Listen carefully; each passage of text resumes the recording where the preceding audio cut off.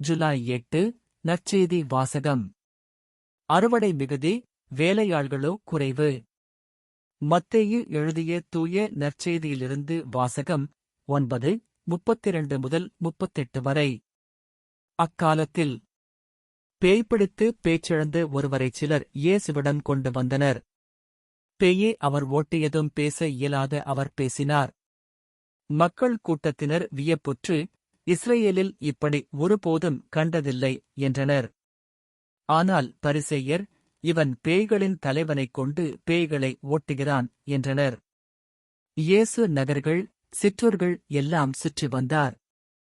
எங்கும் அவர்களுடைய தொழுகைக் கூடங்களில் கற்பித்தார், விண்ணரசைப் பற்றிய நற்செய்தியை பறைசாற்றினார், நோய் நொடிகள் அனைத்தையும் குணமாக்கினார். திரண்டிருந்த மக்களை அவர் கண்டபோது அவர்கள் மேல் பரிவு கொண்டார்.